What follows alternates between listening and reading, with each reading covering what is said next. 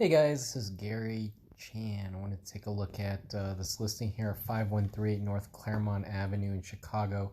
This listing came up today on the market. It's a 9-bed, 3-bath, but what's more important is that it is a legal 4-unit building in Lincoln Square. And what's good about this is you can rent out the other 3 units, live in one of them, and practically live there for free. How would that work? Well, let's take a look down here. Your monthly cost, and let's say you were to put a 5% down on this property, okay? Your monthly cost for this would be $5,580 a month.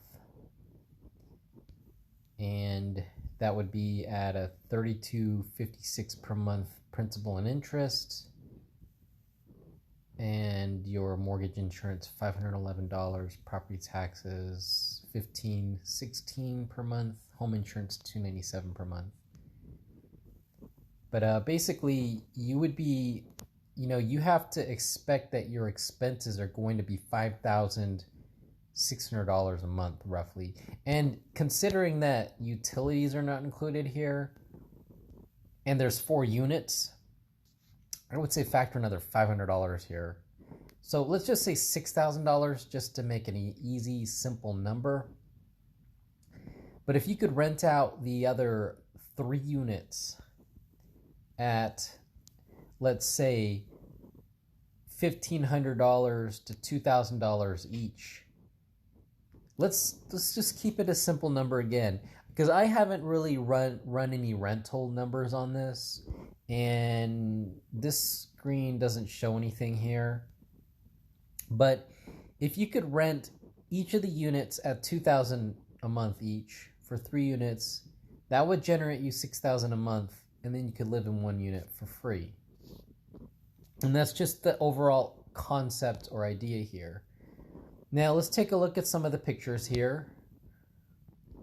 The inside looks reasonable, basic rental grade interior, nothing extravagant, laminate countertops in the bathroom. And again, just very basic, modest. Looks like they fixed it up for the sale and hopefully pass inspection without any major issues here. And it's in a good location, Lincoln Square. Very high walk score of, 93, which gives it a walker's paradise here. This zip code is expected to go up in value over the next. They have increased 6% last year, and Zillow predicts it'll go up 8% in the next year. Now, how much truth would you give into these sort of predictive numbers? Well, the market's been going up since the Great Depression of 2008 or so, or the Great Recession, they called it. And if it continues to trend that way, which it's hard to say because we've had COVID, we have lower interest rate environment now, which does help with an increase in home values. But if COVID-19 continues to prevail, maybe we're going to have a slowdown in the real estate economy. I don't know, to be honest. With lower interest rates, I'm expecting any impact to occur 18 to 24 months from now. And that's going to be 2 years from now. It's hard to say. There's other things that could happen. But generally speaking, the market's gone up. The inventory's down, and buyers are still on the market. So there's supply and demand wise, we still have a lot of demand for housing, and that's going to keep housing values up. But if you're looking to buy this, we're looking at the long-term game, 10, 20, 30 years from now. And if you're keeping it a long run, then you're looking more in terms of, can I collect rent? Can I pay my mortgage? Will this property be worth more money than I bought it for? Hopefully, let's say 10 years down the road from now. Because if you don't plan to move, sell, or sell out within the next couple years, you're playing in the long term. Let's just say it's a 10-year time horizon. Does that sound reasonable? For me, that's kind of what I'm looking for. I'm looking for to keep things pretty much forever, but you never know. Things after 10 years, circumstances can really change. No data on the year built, no cooling data. See, this is stuff that would be good to call in and ask. Does the property have air conditioning units? Which it may not. And if you're renting, you may not want to spend the money on the air conditioning units. You may not want to provide that, because there's only a couple days in the summertime where it gets really, really hot. And hopefully, if you're renting to people who like to hang out at Lincoln Square, they might just go to the restaurant, bar, brewery, grocery store. They'll go out and entertain themselves before, not just staying indoors all the time and then using all of your heating and cooling systems.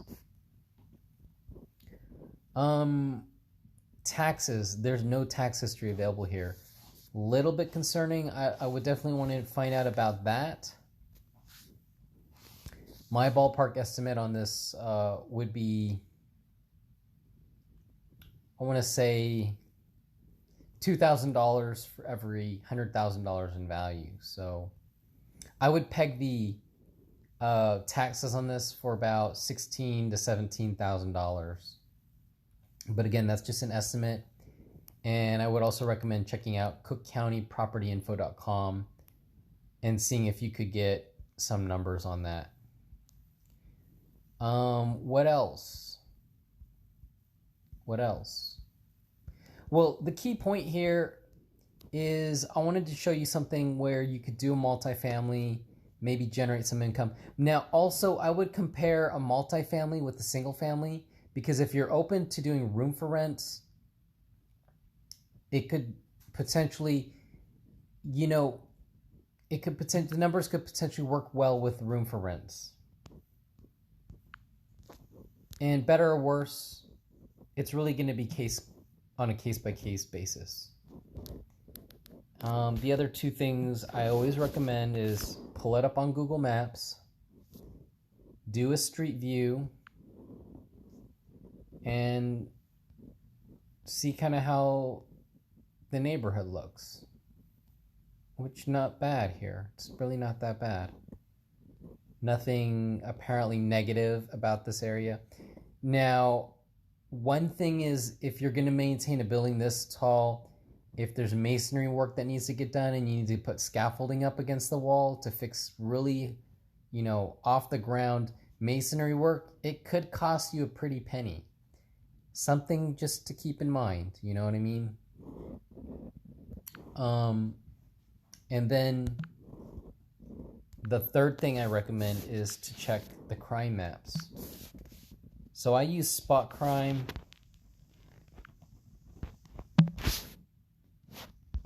And some people believe that crime is everywhere. But you never know. Some places have less crime, actually. Now, keep in mind that Spot Crime is going to show you crime that's probably only been happening the last 3 months or so.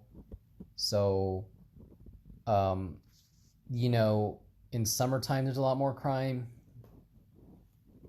Maybe because of COVID, maybe because it's cold. There isn't as much crime lately. But I would say within a 2-block radius of this property, it's not too bad. Now, if we go out, I want to see what is this? Assault. Okay, domestic battery. If you're not married to them, I would say I wouldn't be concerned that this type of domestic battery would happen to yourself. So I wouldn't be concerned about this one here. Burglary, unlawful entry, I would install putting a security system in and marking your stove, fridge, furnace, and water heaters, so that when they see that you've written like not for sale, not for scrap, and you put your name on it, they're going to have a harder time selling it. And that might be a good deterrent as well. A little bit of theft, vehicle non-commercial. Now again, these are 2 blocks away. This one's a couple blocks away. Oh yeah, I would say this is relatively a good neighborhood, you know? So hopefully I've pointed out a few resources for you guys and given you an idea of thinking about this idea of multifamily and room for rents.